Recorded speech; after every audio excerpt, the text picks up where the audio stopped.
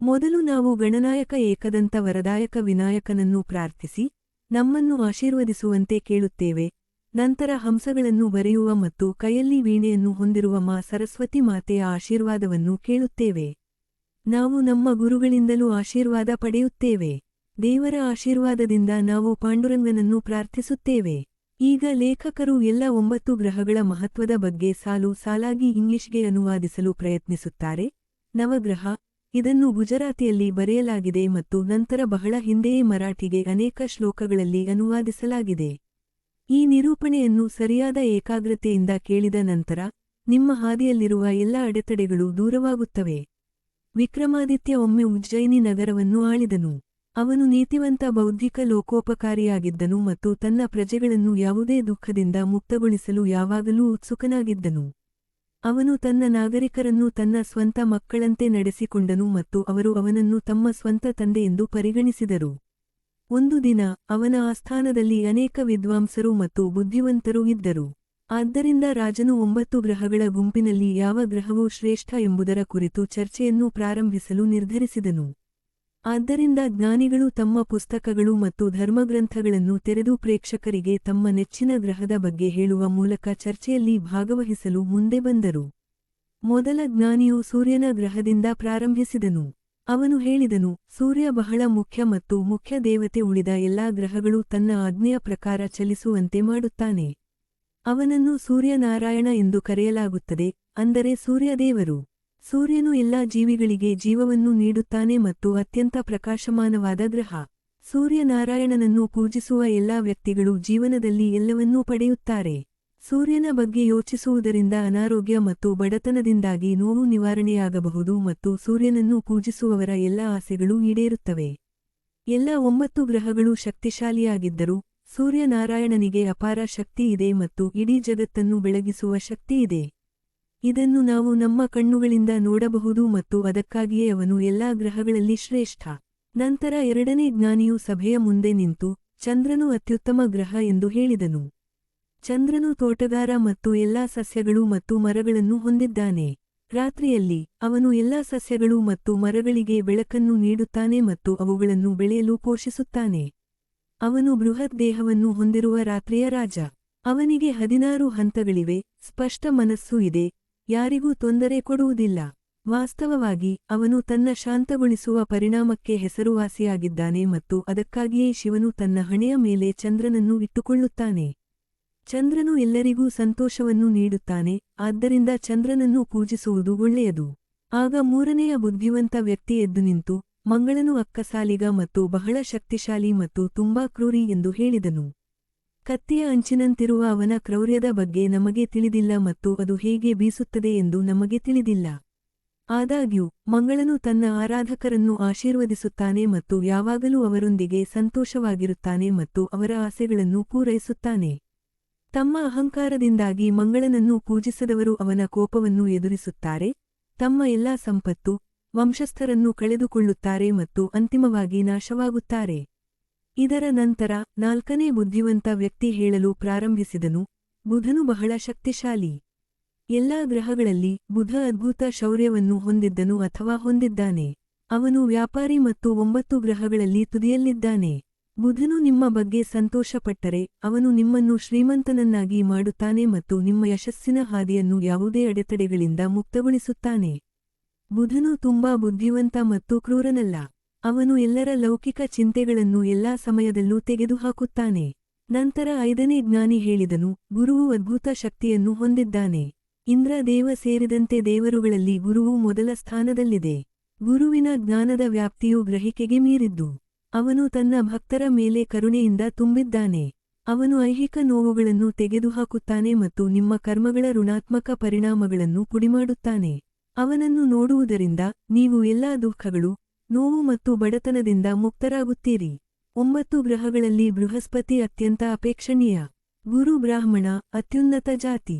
ಎಲ್ಲಾ ದೇವರುಗಳು ಅವನನ್ನು ಗೌರವಿಸುತ್ತಾರೆ ಮತ್ತು ಅವನ ಮಾತನ್ನು ಕೇಳುತ್ತಾರೆ.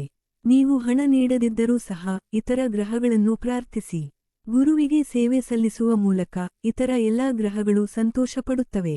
ಶಿವನು ಸಹ ಗುರುವನ್ನು ಹೊಗಳಿದನು ಮತ್ತು ಅದಕ್ಕಾಗಿಯೇ ಗುರು ಮೊದಲ ಸ್ಥಾನದಲ್ಲಿರುತ್ತಾನೆ. ನಂತರ ಆರನೇ ಜ್ಞಾನಿ ಹೇಳಿದನು, ಶುಕ್ರವು ತುಂಬಾ ಒಳ್ಳೆಯ ಗ್ರಹ. ಶುಕ್ರವನ್ನು ಸಂಸ್ಕೃತದಲ್ಲಿ ಶುಕ್ರ ಎಂದು ಕರೆಯಲಾಗುತ್ತದೆ. ರಾಕ್ಷಸರ ಮರಣದ ನಂತರ ಅವರನ್ನು ಪುನರುಜ್ಜೀವನಗೊಳಿಸಲು ಸಂಜೀವಿನಿ ಮಂತ್ರವನ್ನು ಬಳಸುವ ಮೂಲಕ ಶುಕ್ರನು ರಾಕ್ಷಸರಿಗೆ ಸಹಾಯ ಮಾಡಿದನು. ಶುಕ್ರನು ಅಸುರರಿಗೆ ಗುರು ಅಥವಾ ಆಧ್ಯಾತ್ಮಿಕ ಗುರುವೂ ಹೌದು. 3 ಬ್ರಹ್ಮಾಂಡಗಳು ಅವನ ಅಧೀನದಲ್ಲಿವೆ ಮತ್ತು ಅವನಿಗೆ ಅಪರಿಮಿತ ಶಕ್ತಿಯಿದೆ. ಶುಕ್ರನು ಎಲ್ಲ ಒಳ್ಳೆಯ ಅಥವಾ ಕೆಟ್ಟ ಕಾರ್ಯಗಳನ್ನು ನಾಶಮಾಡುತ್ತಾನೆ. ಅವನ ಹೆಸರನ್ನು ಜಪಿಸುವುದರಿಂದ ಎಲ್ಲ ಅಡೆತಡೆಗಳು ಮಾಯವಾಗುತ್ತವೆ. ಶುಕ್ರನನ್ನು ಪೂಜಿಸುವವರಿಗೆ ಅಪರಿಮಿತ ಧೈರ್ಯ ಸಿಗುತ್ತದೆ. ಶುಕ್ರನ ದೇಹವು ಪ್ರಕಾಶಮಾನವಾಗಿರುತ್ತದೆ ಮತ್ತು ಹೊಳೆಯುತ್ತದೆ ಮತ್ತು ಅವನು ಒಂದು ಕಣ್ಣನ್ನು ಹೊಂದಿದ್ದಾನೆ. ಅವನ ಹೆಸರನ್ನು ನೆನಪಿಸಿಕೊಳ್ಳುವುದರಿಂದ ನೀವು ಎಲ್ಲಾ ನೋವುಗಳು, ಕಾಯಿಲೆಗಳು ಮತ್ತು ಬಡತನದಿಂದ ಮುಕ್ತರಾಗುತ್ತೀರಿ. ಅವನ ಶ್ರೇಷ್ಠತೆಯು ಶಾಸ್ತ್ರಗಳಲ್ಲಿ ದಂತಕಥೆಯಾಗಿದೆ ಮತ್ತು ಅದಕ್ಕಾಗಿಯೇ ಅವನು ಎಲ್ಲ 9 ಗ್ರಹಗಳಲ್ಲಿ ಶ್ರೇಷ್ಠ.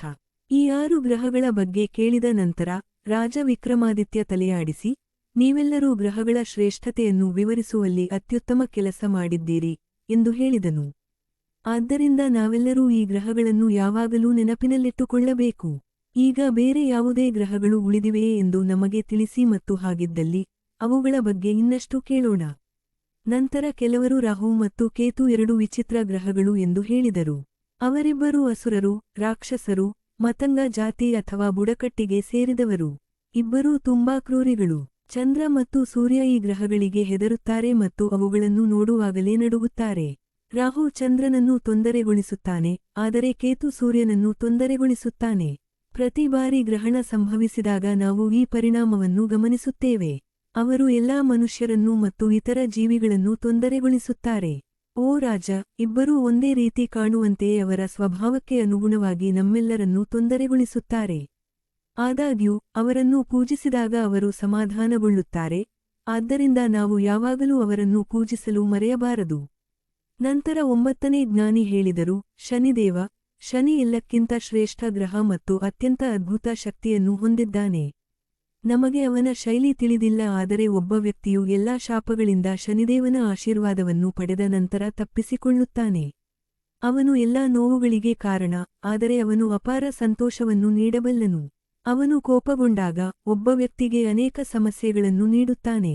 ಶನಿದೇವನು ಬಹಳ ಬೇಗನೆ ಕೋಪಗೊಳ್ಳುತ್ತಾನೆ ಮತ್ತು ಒಬ್ಬ ವ್ಯಕ್ತಿಯ ಸಂಪೂರ್ಣ ನಾಶವನ್ನು ಉಂಟುಮಾಡುವ ಸಾಮರ್ಥ್ಯ ಹೊಂದಿದ್ದಾನೆ ಮತ್ತು ಅದಕ್ಕಾಗಿಯೇ ಅನೇಕ ಜನರು ಅವನ ಆಶೀರ್ವಾದಕ್ಕಾಗಿ ಅವನನ್ನು ಪೂಜಿಸುತ್ತಾರೆ.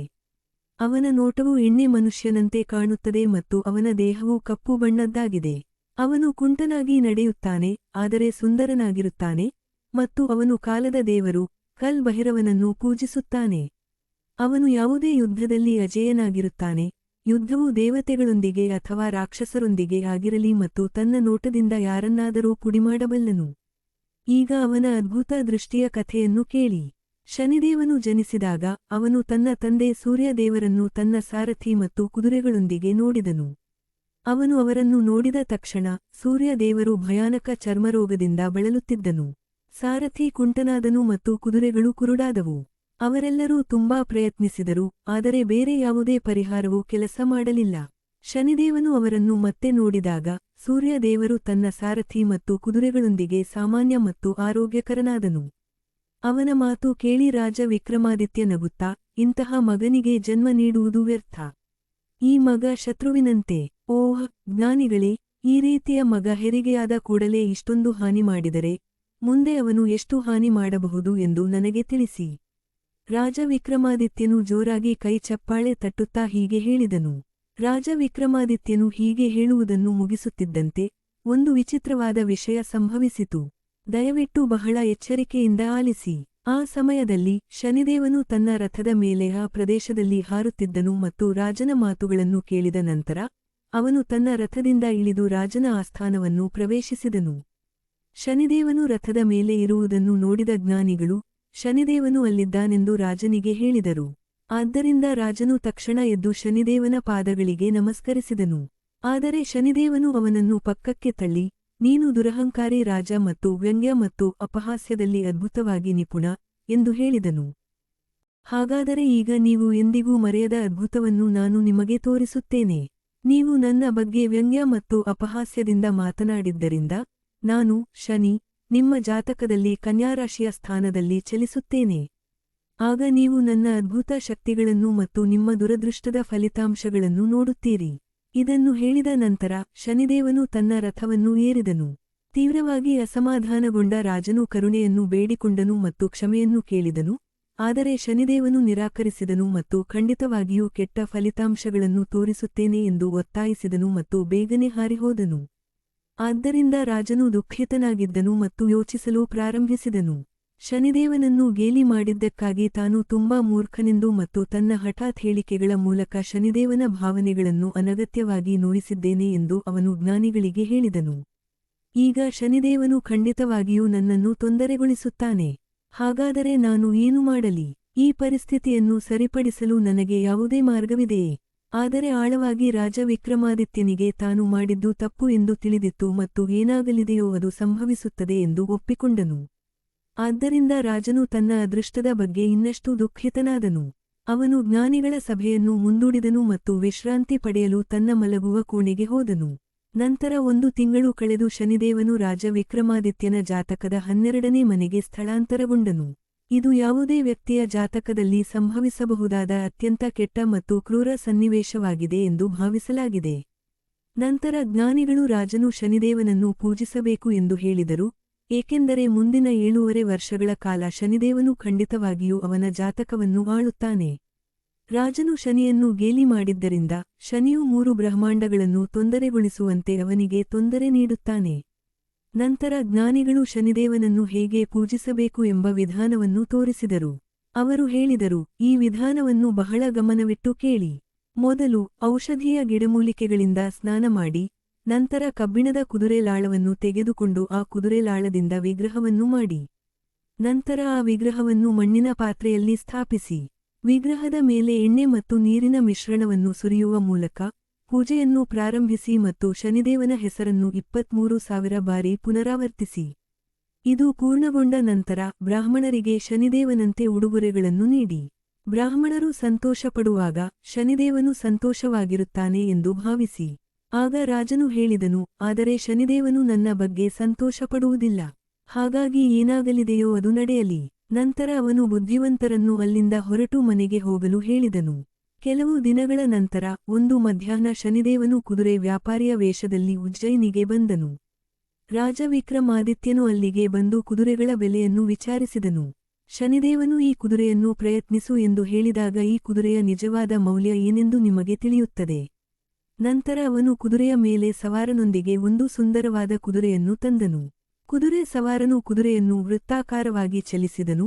ಕುದುರೆಯು ತುಂಬಾ ಉತ್ತಮ ವೇಗವನ್ನು ಹೊಂದಿತ್ತು. ನಂತರ ಅವನು ಮತ್ತೊಂದು ಸುಂದರವಾದ ಕುದುರೆಯನ್ನು ತಂದು, ಈ ಕುದುರೆಯು 10 ಲಕ್ಷ ರೂಪಾಯಿಗಳಷ್ಟು ಮೌಲ್ಯದ್ದಾಗಿದೆ ಎಂದು ಹೇಳಿದನು. ಅವನು ತಕ್ಷಣ ಈ ಕುದುರೆಯನ್ನು ರಾಜನ ಮುಂದೆ ತಂದು ಕುದುರೆಯನ್ನು ಸವಾರಿ ಮಾಡಲು ಕೇಳಿದನು. ರಾಜನು ಕುದುರೆಯನ್ನು ಹತ್ತಿ ತನ್ನ ಚಾಟಿಯನ್ನು ಬಳಸಿ ಕುದುರೆಯನ್ನು ವೇಗವಾಗಿ ಓಡಿಸಿದನು. ಇದು ಕುದುರೆಯನ್ನು ಗಾಳಿಯ ವೇಗದಲ್ಲಿ ಓಡುವಂತೆ ಮಾಡಿತು. ಕುದುರೆಯನ್ನು ಶಾಂತಗೊಳಿಸಲು ರಾಜನು ಅವನನ್ನು ಮತ್ತೆ ಚಾಟಿಯಿಂದ ಹೊಡೆದನು, ಆದರೆ ಕುದುರೆ ಹಾರುತ್ತಿರುವಂತೆ ವೇಗವಾಗಿ ಮತ್ತು ವೇಗವಾಗಿ ಓಡಲು ಪ್ರಾರಂಭಿಸಿತು. ಶೀಘ್ರದಲ್ಲೇ ಕುದುರೆ ರಾಜನನ್ನು ನದಿಯ ಇನ್ನೊಂದು ಬದಿಯಲ್ಲಿ ಕಾಡಿಗೆ ಕರೆದೊಯ್ದಿತು. ಕೊನೆಗೆ ಕುದುರೆ ನಿಂತಾಗ ರಾಜನು ತನ್ನ ಸುತ್ತಮುತ್ತಲಿನ ಪ್ರದೇಶಗಳನ್ನು ಪರೀಕ್ಷಿಸಲು ಕೆಳಗಿಳಿದನು. ತಕ್ಷಣವೇ ಕುದುರೆ ಕಣ್ಮರೆಯಾಯಿತು ಮತ್ತು ನದಿ ಮತ್ತು ಕಾಡು ಕೂಡ ಕಣ್ಮರೆಯಾಯಿತು. ದೇವರು ಹೇಗೆ ವರ್ತಿಸುತ್ತಾನೆಂದು ಯಾರಿಗೂ ತಿಳಿದಿಲ್ಲ ಎಂದು ಅವನು ಭಾವಿಸಿದನು. ಹಾಗಾದರೆ ಅವನು ಕುದುರೆ ಅಥವಾ ನದಿಯ ಬಗ್ಗೆ ಏಕೆ ಚಿಂತಿಸಬೇಕು? ರಾತ್ರಿ ಬೀಳಲು ಪ್ರಾರಂಭಿಸಿತು. ರಾಜ ವಿಕ್ರಮಾದಿತ್ಯನಿಗೆ ಇನ್ನು ಮುಂದೆ ಅವನ ಮುಂದೆ ಇರುವ ಮಾರ್ಗವನ್ನು ನೋಡಲು ಸಾಧ್ಯವಾಗಲಿಲ್ಲ. ಆದ್ದರಿಂದ ಅವನು ತಲೆಯ ಮೇಲೆ ನೆಲದ ಮೇಲೆ ಮಲಗಿ ನಿದ್ರೆಗೆ ಜಾರಿದನು. ಬೆಳಿಗ್ಗೆ ಸೂರ್ಯ ಉದಯಿಸಿದಾಗ ಅವನು ನಡೆಯಲು ಪ್ರಾರಂಭಿಸಿದನು ಮತ್ತು ತಮ್ಲಿಂಡಾ ಎಂಬ ನಗರದ ಕಡೆಗೆ ಸುಮಾರು 8 ಮೈಲುಗಳಷ್ಟು ನಿಧಾನವಾಗಿ ನಡೆದನು. ಈಗ ಉಜ್ಜಯಿನಿ ನಗರದಲ್ಲಿ ಏನಾಯಿತು ಎಂದು ನೋಡೋಣ. 8 ಗಂಟೆಗಳು ಕಳೆದವು ಮತ್ತು ಇನ್ನೂ ರಾಜ ಹಿಂತಿರುಗಲಿಲ್ಲ. ಆದ್ದರಿಂದ ಉಜ್ಜಯಿನಿಯ ಎಲ್ಲಾ ನಾಗರಿಕರು ಕಾಯುತ್ತಿದ್ದರು ಮತ್ತು ಕಾಯುತ್ತಿದ್ದರು. ಆದ್ದರಿಂದ ಕುದುರೆ ವ್ಯಾಪಾರಿಯ ವೇಷ ಧರಿಸಿದ ಶನಿದೇವನು ಕುದುರೆಯ ಬೆಲೆಯನ್ನು ಪಾವತಿಸಲು ಅಥವಾ ಕುದುರೆಯನ್ನು ಹಿಂತಿರುಗಿಸಲು ಪ್ರಧಾನಿಯನ್ನು ಕೇಳಿದನು. ಆದ್ದರಿಂದ ಪ್ರಧಾನಿ ಕುದುರೆಯ ಪೂರ್ಣ ಬೆಲೆಯನ್ನು ಪಾವತಿಸಿದರು. ನಂತರ ಕುದುರೆ ವ್ಯಾಪಾರಿಯಾಗಿ ಶನಿದೇವನು ಹೊರಟು ಹೋದನು. ಆದರೆ ಪ್ರಧಾನಿ ತುಂಬಾ ದುಃಖಿತನಾದನು ಮತ್ತು ಅವನು ರಾಜನನ್ನು ಹುಡುಕಲು ಪ್ರಾರಂಭಿಸಿದನು. ಎಲ್ಲಾ ನಾಗರಿಕರು ರಾಜ್ಯದಾದ್ಯಂತ ಹುಡುಕಾಟದಲ್ಲಿ ಭಾಗವಹಿಸಿದರು. ಈಗ ರಾಜ ವಿಕ್ರಮಾದಿತ್ಯನ ಸ್ಥಿತಿಯನ್ನು ನೋಡೋಣ. ಅವನು ತಮ್ಲಿಂಡಾ ನಗರವನ್ನು ಪ್ರವೇಶಿಸುತ್ತಿದ್ದಂತೆ ಸ್ಥಳೀಯ ಅಂಗಡಿಯನ್ನು ಹೊಂದಿದ್ದ ಒಬ್ಬ ಶ್ರೀಮಂತ ವ್ಯಾಪಾರಿಯನ್ನು ಭೇಟಿಯಾದನು. ವ್ಯಾಪಾರಿಯ ಹೆಸರು ಶ್ರೀಪತಿ ಮತ್ತು ಅವನ ಉಳಿತಾಯ ಯಾವಾಗಲೂ 2 ಪಟ್ಟು ಹೆಚ್ಚಾಗಿತ್ತು. ರಾಜನನ್ನು ನೋಡಿದ ನಂತರ ವ್ಯಾಪಾರಿ ಅವನನ್ನು ತುಂಬಾ ಒಳ್ಳೆಯ ಸಂಭಾವಿತ ವ್ಯಕ್ತಿ ಎಂದು ಭಾವಿಸಿದನು. ಆದ್ದರಿಂದ ವ್ಯಾಪಾರಿ ಕೆಲವು ಲೆಕ್ಕಾಚಾರದ ಯೋಜನೆಗಳೊಂದಿಗೆ ರಾಜನನ್ನು ತನ್ನ ಮನೆಗೆ ಆಹ್ವಾನಿಸಿದನು. ಅವನು ಸ್ನಾನ ಮಾಡುವ ಮೂಲಕ ತನ್ನನ್ನು ತಾನು ವಿಶ್ರಾಂತಿ ಪಡೆಯಲು ರಾಜನನ್ನು ಕೇಳಿಕೊಂಡನು ಮತ್ತು ನಂತರ ಅವನು ಔಪಚಾರಿಕವಾಗಿ ಅವನ ಬಗ್ಗೆ ವಿಚಾರಿಸಿದನು. ಆದ್ದರಿಂದ ರಾಜನು ತಾನು ಕ್ಷತ್ರಿಯನೆಂದು ಮತ್ತು ವಿದೇಶಿ ದೇಶದಿಂದ ಬಂದಿದ್ದೇನೆ ಮತ್ತು ಪ್ರಯಾಣದಲ್ಲಿದ್ದೇನೆ ಎಂದು ಉತ್ತರಿಸಿದನು. ನಂತರ ವ್ಯಾಪಾರಿ ವಿಕ್ರಮಾದಿತ್ಯನಿಗೆ 6 ರುಚಿಗಳ ಉತ್ತಮ ಊಟವನ್ನು ಆರ್ಡರ್ ಮಾಡಿದನು ಮತ್ತು ಊಟ ಮಾಡುವಾಗ ವಿಕ್ರಮಾದಿತ್ಯನನ್ನು ರಾತ್ರಿಯಿಡೀ ಉಳಿದು ಬೆಳಿಗ್ಗೆ ಹೊರಡುವಂತೆ ಕೇಳಿಕೊಂಡನು. ಭೋಜನದ ನಂತರ ವ್ಯಾಪಾರಿ ರಾಜನ ಬಗ್ಗೆ ಹೆಚ್ಚಿನ ವಿವರಗಳನ್ನು ಕೇಳಿದನು, ಏಕೆಂದರೆ ಅವನಿಗೆ ರಾಜನ ಬಗ್ಗೆ ಕೆಲವು ಇತರ ಉದ್ದೇಶಗಳಿದ್ದವು. ಆದ್ದರಿಂದ ವ್ಯಾಪಾರಿಗೆ ಅಲೋಲಿಕಾ ಎಂಬ ಮದುವೆಯ ವಯಸ್ಸಿನ ಮಗಳು ಇದ್ದಳು. ಅಲೋಲಿಕಾಗೆ ಅವಳಿಗೆ ಸೂಕ್ತವಾದ ಜೋಡಿ ಸಿಗಲಿಲ್ಲ ಅಥವಾ ವ್ಯಾಪಾರಿಗೆ ಅವಳಿಗೆ ಒಬ್ಬಳನ್ನೂ ಸಿಗಲಿಲ್ಲ. ಹಾಗಾಗಿ ಆ ವ್ಯಾಪಾರಿಗೆ ಈ ಕ್ಷತ್ರಿಯನು ಅಲೋಲಿಕಾಗೆ ಒಳ್ಳೆಯ ಜೋಡಿಯಾಗುತ್ತಾನೆ ಎಂಬ ಕಲ್ಪನೆ ಬಂತು. ಆದ್ದರಿಂದ ಅವನು ಅವಳನ್ನು ಹುಡುಕಲು ಹೋದನು, ಅವಳಿಗೆ ಒಳ್ಳೆಯ ಸುದ್ದಿಯನ್ನು ಹೇಳಿದನು. ಅವನು ಅಲೋಲಿಕಾಳನ್ನು ಕಂಡುಕೊಂಡಾಗ ಅವನು ಉತ್ಸಾಹದಿಂದ, ನಿನಗೆ ತುಂಬಾ ಒಳ್ಳೆಯ ಜೋಡಿ ಸಿಕ್ಕಿತು ಎಂದು ಹೇಳಿದನು. ದಯವಿಟ್ಟು ಯಾವುದೇ ಹಿಂಜರಿಕೆಯಿಲ್ಲದೆ ಅವನನ್ನು ಮದುವೆಯಾಗು. ಆದರೆ ಅಡೋಲಿಕಾ ಹೇಳಿದಳು, ನಾನು ಅವನೊಂದಿಗೆ ಮಾತನಾಡುತ್ತೇನೆ, ನಂತರ ಅವನು ಮಾತನಾಡುವ ರೀತಿಯಿಂದ ಈ ಕ್ಷತ್ರಿಯನು ಒಳ್ಳೆಯ ಜೋಡಿಯೇ ಎಂದು ನಾನು ನಿರ್ಣಯಿಸಬಹುದು. ಆದ್ದರಿಂದ ಅವಳು ತನ್ನ ತಂದೆಯನ್ನು ಅತಿಥಿ ಕೋಣೆಗೆ ಕಳುಹಿಸಲು ಕೇಳಿಕೊಂಡಳು. ಅದು ವರ್ಣಚಿತ್ರಕಾರನಿಗೆ ಸ್ಟುಡಿಯೋ ಆಗಿತ್ತು. ಶ್ರೀಪತಿ ವಿಕ್ರಮಾದಿತ್ಯನ ಬಳಿಗೆ ಹಿಂತಿರುಗಿ ಅವನು ಮಲಗಲು ಬಯಸಿದರೆ ಸ್ಟುಡಿಯೋ ಲಭ್ಯವಿದೆ ಎಂದು ಹೇಳಿದನು. ತನ್ನ ಆತಿಥೇಯನನ್ನು ನೋಯಿಸದಿರಲು ತುಂಬಾ ಉತ್ಸುಕನಾಗಿದ್ದ ವಿಕ್ರಮಾದಿತ್ಯ ಅತಿಥಿ ಕೋಣೆಗೆ ಹೋದನು. ರಾಜನು ಅಲ್ಲಿಗೆ ತಲುಪಿದಾಗ ಹಂಸಗಳು, ನವಿಲುಗಳು, ನೈಟಿಂಗೇಲ್ಗಳು ಮುಂತಾದ ಪಕ್ಷಿಗಳ ಅನೇಕ ಉತ್ತಮ ವರ್ಣಚಿತ್ರಗಳು ಇರುವುದನ್ನು ಅವನು ನೋಡಿದನು. ಅವನು ಕುದುರೆಗಳು ಮತ್ತು ಆನೆಗಳಂತಹ ಪ್ರಾಣಿಗಳ ವರ್ಣಚಿತ್ರಗಳನ್ನು ನೋಡಿದನು. ವರ್ಣಚಿತ್ರಗಳು ತುಂಬಾ ವಾಸ್ತವಿಕವಾಗಿದ್ದವು, ಪಕ್ಷಿಗಳು ಮತ್ತು ಪ್ರಾಣಿಗಳು ಜೀವಂತವಾಗಿವೆ ಎಂದು ಒಬ್ಬರು ಭಾವಿಸಬಹುದು. ಅವನು ಆಭರಣಗಳು, ಸುಂದರವಾದ ಬಣ್ಣಗಳು ಮತ್ತು ಹೂವುಗಳಿಂದ ಅಲಂಕರಿಸಲ್ಪಟ್ಟ ಹಾಸಿಗೆಯ ಮೇಲೆ ಕುಳಿತನು.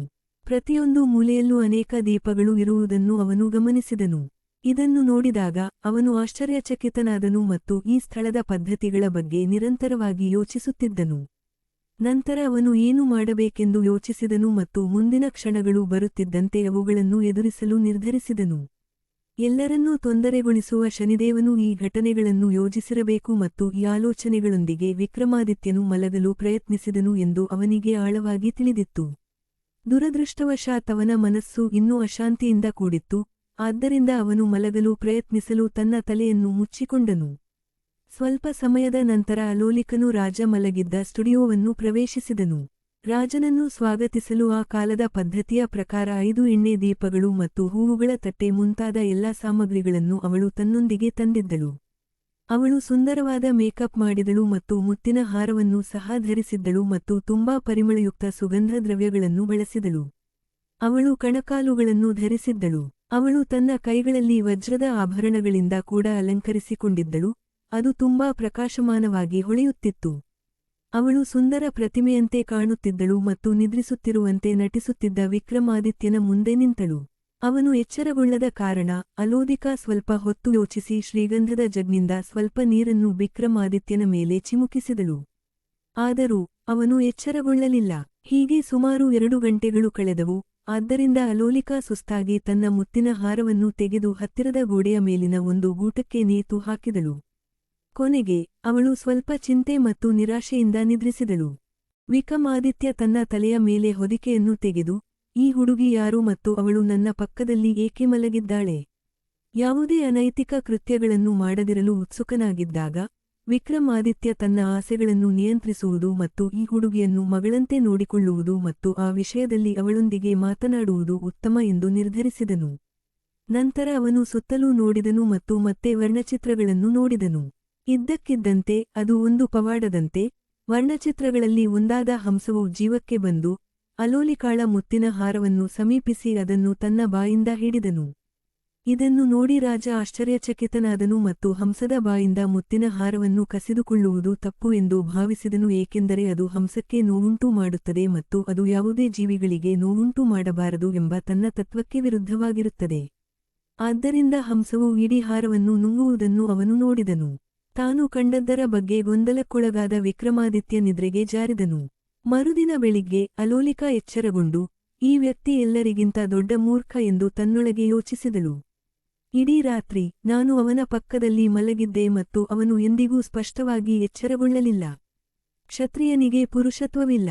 ಅವಳು ತುಂಬಾ ಕೋಪಗೊಂಡಳು ಮತ್ತು ಅವಮಾನಿತಳಾಗಿದ್ದಳು. ಆ ವಿಕ್ರಮಾದಿತ್ಯನು ಅವಳತ್ತ ಆಕರ್ಷಿತನಾಗಲಿಲ್ಲ. ಆದ್ದರಿಂದ ಅವಳು ಕೋಣೆಯಿಂದ ಹೊರಬರಲು ಪ್ರಾರಂಭಿಸಿದಳು ಮತ್ತು ಪೆಗ್ನಲ್ಲಿ ತನ್ನ ಹಾರವನ್ನು ಹುಡುಕುತ್ತಿದ್ದಳು.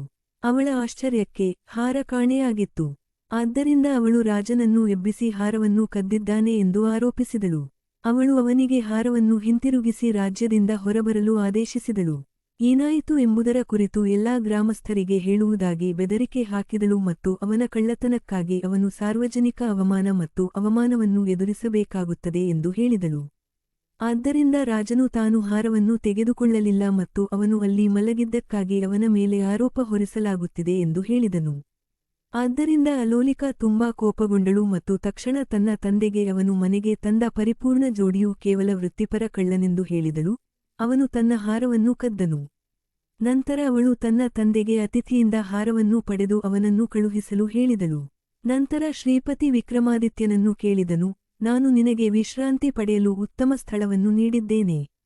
ನಿನಗೆ ಒಳ್ಳೆಯ ಭೋಜನವನ್ನು ನೀಡಿದ್ದೇನೆ ಮತ್ತು ಅದರ ಮೇಲೆ ನಾನು ನನ್ನ ಮಗಳ ಮದುವೆಯನ್ನು ನಿನಗೆ ಅರ್ಪಿಸಲು ಹೊರಟಿದ್ದೆ. ಆದರೆ ಇದೆಲ್ಲದರ ಹೊರತಾಗಿಯೂ ನೀನು ಅವಳ ಹಾರವನ್ನು ಕದ್ದಿದ್ದೀಯಾ? ನೀನು ಎಷ್ಟು ಮೂರ್ಖತನದಿಂದ ವರ್ತಿಸಿದ್ದೀಯಾ? ಮತ್ತು ನೀನು ನನ್ನ ಉಪಕಾರವನ್ನು ಅದೇ ರೀತಿ ಹಿಂದಿರುಗಿಸುತ್ತಿದ್ದೀರಿ. ಆದ್ದರಿಂದ ಹಾರವನ್ನು ತಕ್ಷಣ ಹಿಂತಿರುಗಿಸಿ ನೀನು ಬಂದ ಸ್ಥಳದಿಂದ ಹೊರಟು ಹೋಗು. ವಿಕ್ರಮಾದಿತ್ಯನು ವ್ಯಾಪಾರಿಗೆ ತಾನು ಹಾರವನ್ನು ತೆಗೆದುಕೊಳ್ಳಲಿಲ್ಲ ಮತ್ತು ಅವನ ಅದೃಷ್ಟ ಮತ್ತು ಅವನ ನಿರ್ಧಾರಗಳ ಪರಿಣಾಮವಾಗಿ ಅವನು ತೊಂದರೆಯಲ್ಲಿ ಸಿಲುಕಿದನು ಎಂದು ಹೇಳಿದನು. ಇದನ್ನು ಕೇಳಿದ ಶ್ರೀಪತಿಯು ಇನ್ನಷ್ಟು ಅಸಮಾಧಾನಗೊಂಡನು ಮತ್ತು ಅವನು ತನ್ನ ಸೇವಕರಿಗೆ ರಾಜನನ್ನು ಕಟ್ಟಿಹಾಕಲು ಮತ್ತು ಹಾರವನ್ನು ಹಿಂತಿರುಗಿಸುವವರೆಗೆ ಅವನನ್ನು ನಿರ್ದಯವಾಗಿ ಹೊಡೆಯಲು ಆದೇಶಿಸಿದನು. ಸೇವಕರು ತಮಗೆ ಆಜ್ಞಾಪಿಸಿದಂತೆ ಮಾಡಿದರು ಮತ್ತು ವಿಕ್ರಮಾದಿತ್ಯನನ್ನು ನಿರ್ದಯವಾಗಿ ಹೊಡೆದರು. ವ್ಯಾಪಾರಿ ಅವನನ್ನು ಹೊಡೆಯಿರಿ, ಹೊಡೆಯಿರಿ, ಹಾರವನ್ನು ತಕ್ಷಣ ಹಿಂತಿರುಗಿಸಿ ಎಂದು ಹೇಳುತ್ತಲೇ ಇದ್ದನು. ಇಷ್ಟೊಂದು ಹೊಡೆತಗಳನ್ನು ಪಡೆದ ನಂತರ ರಾಜನು ಸುಸ್ತಾಗಿ ವ್ಯಾಪಾರಿಗೆ, ಹಾರ ನನ್ನ ಬಳಿ ಇಲ್ಲ. ನೀನು ಅನಗತ್ಯವಾಗಿ ನನ್ನನ್ನು ಹೊಡೆಯುತ್ತಿದ್ದೀಯಾ? ಆಗ ಶ್ರೀಪತಿ ಈ ಅತಿಥಿ ನಿಜವಾದ ಅನುಭವಿ ಕಳ್ಳನೆಂದು ಭಾವಿಸಿ ಹಾರವನ್ನು ಕೊಡುವುದಿಲ್ಲ ಎಂದು ಹೇಳಿದನು. ಆದ್ದರಿಂದ ಬಹಳ ಪ್ರಾಯೋಗಿಕ ವ್ಯಕ್ತಿಯಾಗಿದ್ದ ಅವನು ತಮಲಿಂದಾಕ್ಯಾನ್ ನಗರದ ರಾಜ ಚಂದ್ರಸೇನನ ಆಸ್ಥಾನಕ್ಕೆ ಹೋಗಿ ಅವನಿಗೆ ಎಲ್ಲವನ್ನೂ ಹೇಳಿದನು. ಶ್ರೀಪತಿಯ ದೂರನ್ನು ಕೇಳಿದ ನಂತರ ರಾಜ ಚಂದ್ರಸೇನನು ವಿಕ್ರಮಾದಿತ್ಯನನ್ನು ವಿಚಾರಣೆಗಾಗಿ ರಾಜಸಭೆಗೆ ಕರೆತರಲು ಆದೇಶಿಸಿದನು. ಆದ್ದರಿಂದ ಶ್ರೀಪತಿ ಸೇವಕರ ಗುಂಪು ವಿಕ್ರಮಾದಿತ್ಯನನ್ನು ರಾಜ ಚಂದ್ರಸೇನನ ಮುಂದೆ ಕರೆತರಲು ಧಾವಿಸಿತು. ವಿಕ್ರಮಾದಿತ್ಯನು ರಾಜ ಚಂದ್ರಸೇನನಿಗೆ ನಮಸ್ಕರಿಸಿ ಅವನ ಮುಂದೆ ನಿಂತನು. ನಂತರ ರಾಜ ವಿಕ್ರಮಾದಿತ್ಯನಿಗೆ ಹಾರವನ್ನು ಶ್ರೀಪತಿಗೆ ಹಿಂದಿರುಗಿಸಲು ಆದೇಶಿಸಿದನು, ಅವನ ಜೀವವನ್ನು ಉಳಿಸಲು. ಮತ್ತು ಅವನು ಉತ್ತರಿಸಿದಾಗ, ನಾನು ಎಂದಿಗೂ ಸುಳ್ಳು ಹೇಳುವುದಿಲ್ಲ. ನಾನು ಅನಗತ್ಯವಾಗಿ ಹಾರವನ್ನು ತೆಗೆದುಕೊಂಡಿಲ್ಲ. ನಿಜವಾಗಿಯೂ ಏನೂ ಆಗಿಲ್ಲ ಎಂದು ನೀವೆಲ್ಲರೂ ಯೋಚಿಸುತ್ತಿದ್ದೀರಿ. ನನ್ನ ಜಾತಕದಲ್ಲಿ ಗ್ರಹಗಳ ಸ್ಥಾನ ಅನುಕೂಲಕರವಾಗಿಲ್ಲ. ಇದು ನನಗೆ ತುಂಬಾ ತೊಂದರೆ ನೀಡುತ್ತದೆ. ಹಾಗಾದರೆ ಏನಾಯಿತು ಎಂಬುದರ ಬಗ್ಗೆ ಯೋಚಿಸುವುದರ ಅರ್ಥವೇನು? ಏನಾಗಬೇಕೋ ಅದು ಸಂಭವಿಸಿತು.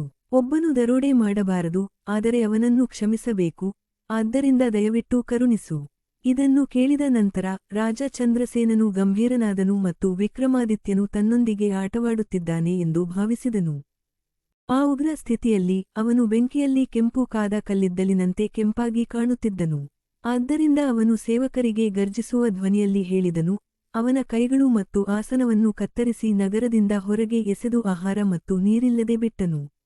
ರಾಜ ಚಂದ್ರಸೇನನ ಮೂಲಕ ಮಾತನಾಡಿದವನು ಶನಿದೇವ ಮತ್ತು ಆದ್ದರಿಂದ ಚಂದ್ರಸೇನನು ಸರಿಯಾಗಿ ಯೋಚಿಸುತ್ತಿರಲಿಲ್ಲ. ತಕ್ಷಣ ಸೇವಕರು ಸಿದ್ಧರಾಗಿ ರಾಜ ವಿಕ್ರಮಾದಿತ್ಯನನ್ನು ನಗರದಿಂದ ಹೊರಗೆ ಕರೆದೊಯ್ದು ಅವನ ಕೈಗಳನ್ನು ಮತ್ತು ಆಸನವನ್ನು ನಿರ್ದಯವಾಗಿ ಕತ್ತರಿಸಿದರು. ಆದ್ದರಿಂದ ಎಲ್ಲಾ ನಾಗರಿಕರು ಈ ವಿಪತ್ತಿಗೆ ಅಳುತ್ತಿದ್ದರು. ನಂತರ ಸೇವಕರು ರಾಜ ಚಂದ್ರಸೇನನ ಬಳಿಗೆ ಹೋದರು.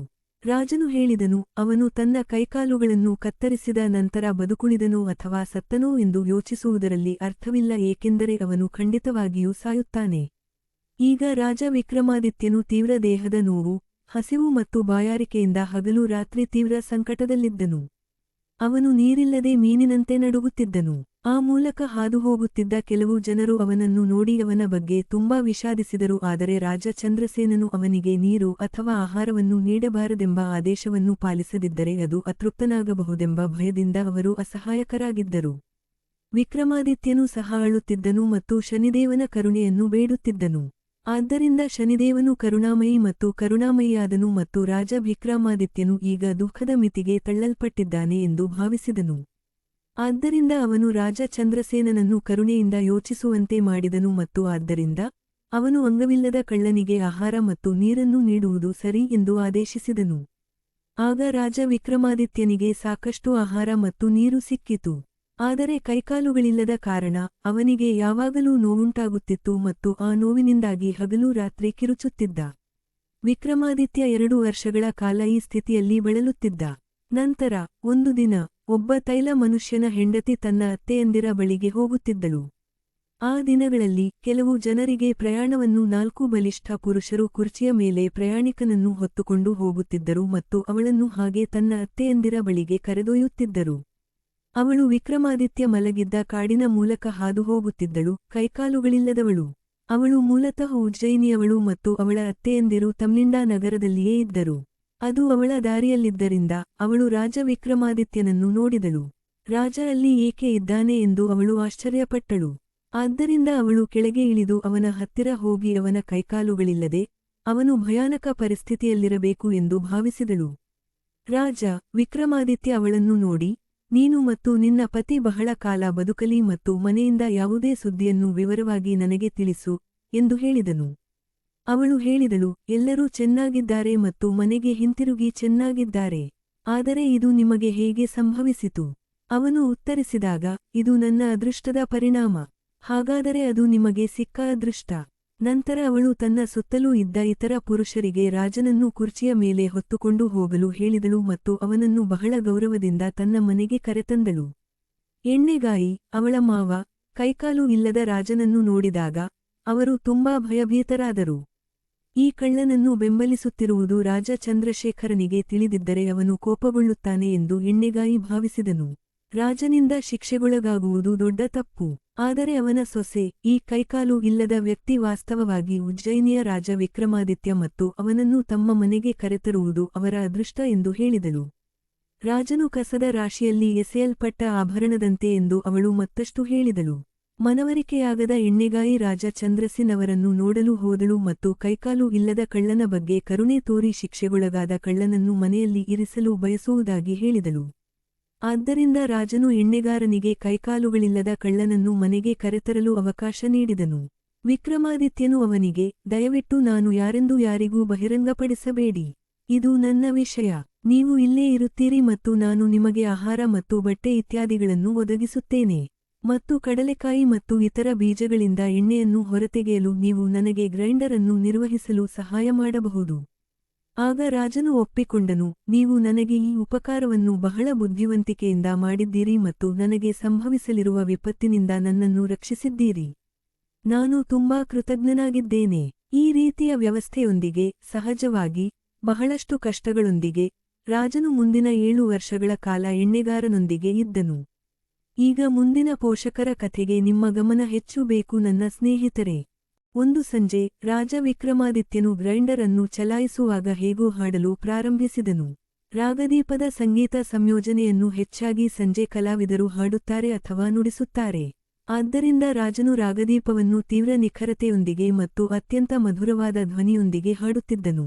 ರಾಗದೀಪವನ್ನು ತೀವ್ರ ನಿಖರತೆಯೊಂದಿಗೆ ಹಾಡಿದರೆ, ಎಣ್ಣೆ ದೀಪಗಳು ಅವುಗಳ ಸುತ್ತಲೂ ಸ್ವಯಂಚಾಲಿತವಾಗಿ ಬೆಳಗುತ್ತವೆ ಎಂದು ಹೇಳಲಾಗುತ್ತದೆ.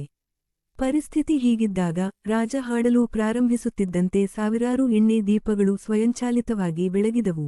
ದೀಪಾವಳಿ ಹಬ್ಬ ಪ್ರಾರಂಭವಾದಂತೆ ಇಡೀ ನಗರವು ಪ್ರಕಾಶಮಾನವಾಗಿತ್ತು. ಆ ಸಮಯದಲ್ಲಿ, ರಾಜಕುಮಾರಿ ಬದ್ಮಾಸೇನಾ ತನ್ನ ಒಂದು ಕಂಬದ ಅರಮನೆಯಲ್ಲಿ ಸಂತೋಷದಿಂದ ಕುಳಿತಿದ್ದಾಗ ಹೊರಗೆ ಪ್ರಕಾಶಮಾನವಾದ ಬೆಳಕನ್ನು ನೋಡಿದಳು. ಅವಳು ತನ್ನ ಸೇವಕಿಯರನ್ನು ಕರೆದು ಕೇಳಿದಳು, ಮದುವೆ ಸಮಾರಂಭವಿಲ್ಲ ಅಥವಾ ದೀಪಗಳ ಹಬ್ಬಕ್ಕೆ ಸಮಯವಿಲ್ಲ ಎಂದು ನನಗೆ ನಿಜವಾಗಿಯೂ ಆಶ್ಚರ್ಯವಾಯಿತು. ಈ ಹೊತ್ತಿಗೆ ವಿಕ್ರಮಾದಿತ್ಯ ಸಂಗೀತ ಸಂಯೋಜನೆಯನ್ನು ಮುಗಿಸಿದನು. ಅದಾದ ಸ್ವಲ್ಪ ಸಮಯದ ನಂತರ ದೀಪಗಳನ್ನು ಆಫ್ ಮಾಡಲಾಯಿತು. ಆದರೆ ನಂತರ ಅವನು ರಾಗಶ್ರೀಯ ಸಂಗೀತ ಸಂಯೋಜನೆಯನ್ನು ಹಾಡಲು ಪ್ರಾರಂಭಿಸಿದನು. ಆದ್ದರಿಂದ ಪದ್ಮಾಸೀನ ತನ್ನ ಸಂಗಾತಿಗಳಿಗೆ ಹೇಳಿದಳು, ಈ ಗಾಯಕಿ ಸಾಮಾನ್ಯ ಗಾಯಕನಲ್ಲ ಎಂಬುದು ಈಗ ಖಚಿತವಾಗಿದೆ. ಅವನು ಪರಿಣಿತ ಸಂಗೀತಗಾರನಾಗಿರಬೇಕು. ದಯವಿಟ್ಟು ಅವನು ಎಲ್ಲಿ ವಾಸಿಸುತ್ತಾನೆ ಎಂಬುದನ್ನು ಕಂಡುಕೊಳ್ಳಿ ಮತ್ತು ಇನ್ನೂ ಉತ್ತಮವಾಗಿ ಅವನನ್ನು ಕರೆತನ್ನಿ. ಆದ್ದರಿಂದ 4 ದಾಸಿಯರು ಗಾಯಕನ ಸ್ಥಳವನ್ನು ಹುಡುಕಲು ಹೋದರು ಮತ್ತು ಅವನು ಎಣ್ಣೆಗಾರನ ಸ್ಥಳದಲ್ಲಿ ಗ್ರೈಂಡರ್ ಅನ್ನು ನಿರ್ವಹಿಸುತ್ತಿರುವುದನ್ನು ಕಂಡುಕೊಂಡರು. ಆದ್ದರಿಂದ ಅವರು ಪದ್ಮಸೇನನಿಗೆ ಗಾಯಕನ ಬಗ್ಗೆ ಹೇಳಿದರು. ಗಾಯಕನು ಅಂಗವಿಕಲ ವ್ಯಕ್ತಿಯಂತೆ ಕಾಣುತ್ತಿದ್ದಾನೆ ಎಂದು ಅವರು ಅವಳಿಗೆ ಹೇಳಿದರು. ಆದರೆ ಪದ್ಮಸೇನನು ಆ ಗಾಯಕನನ್ನು ತನ್ನ ಅರಮನೆಗೆ ಕರೆತರಬೇಕೆಂದು ಒತ್ತಾಯಿಸಿದನು. ಆದ್ದರಿಂದ ಅವಳ ತಂದೆ ರಾಜ ಚಂದ್ರಸೇನನು ಅವನನ್ನು ಕಳ್ಳನೆಂದು ಶಿಕ್ಷೆ ವಿಧಿಸಿದರೂ ಸಹ ಅವಳು ಅವನನ್ನು ಮದುವೆಯಾಗುವುದನ್ನು ಪರಿಗಣಿಸಬಹುದು. ನಂತರ ದಾಸಿಯರು ತನ್ನ ತಂದೆ ರಾಜ ಚಂದ್ರಸೇನನನ್ನು ವಶಪಡಿಸಿಕೊಳ್ಳುವ ಜವಾಬ್ದಾರಿಯನ್ನು ತೆಗೆದುಕೊಂಡರೆ ಗಾಯಕನನ್ನು ಕರೆತರಲು ಒಪ್ಪಿಕೊಂಡರು. ಆದ್ದರಿಂದ ಪದ್ಮಸೇನನು ತನ್ನ ತಂದೆಗೆ ಎಲ್ಲವನ್ನೂ ಹೇಳುವುದಾಗಿ ಅವರಿಗೆ ಭರವಸೆ ನೀಡಿದನು.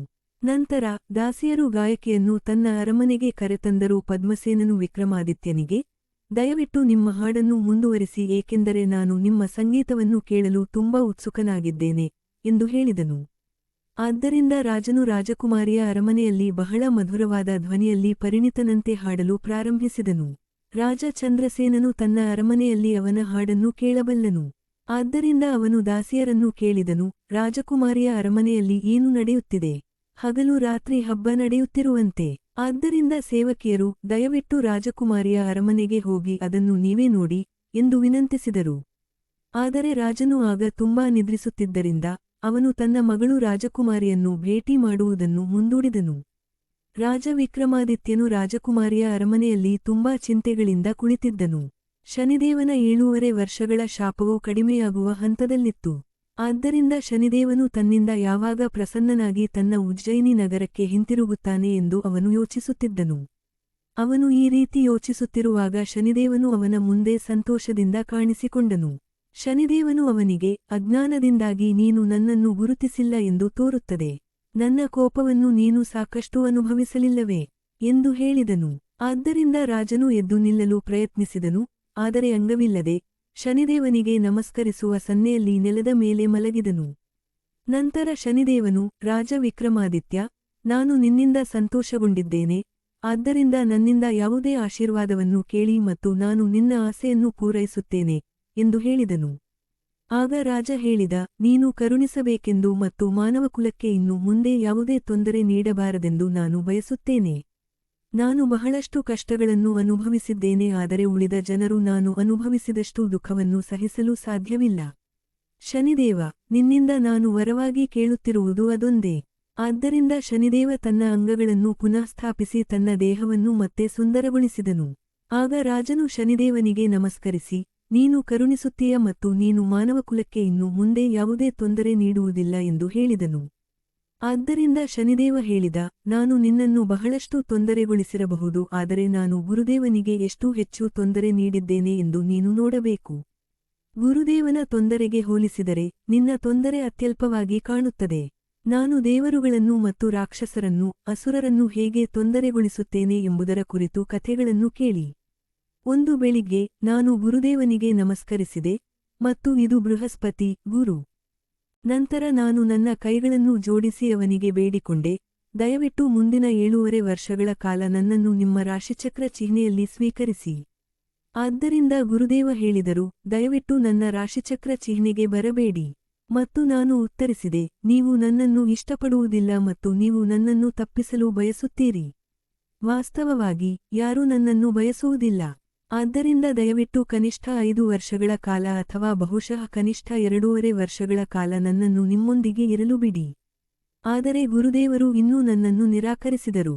ಆದ್ದರಿಂದ ನಾನು ಅವರಿಗೆ ಧೈರ್ಯದಿಂದ ಹೇಳಿದೆ, ಒಬ್ಬನು ತನ್ನ ಗುರುವನ್ನು ಗೌರವಿಸಬೇಕು ಮತ್ತು ಅವನಿಗೆ ತೊಂದರೆ ನೀಡಬಾರದು. ಗುರುದೇವರು ತಾಯಿಯಂತೆ ರಕ್ಷಿಸುವುದರಿಂದ ಗುರುದೇವರನ್ನು ಗೌರವಿಸದವರು ಖಂಡಿತವಾಗಿಯೂ ಪಾತಾಳಕ್ಕೆ ಹೋಗುತ್ತಾರೆ.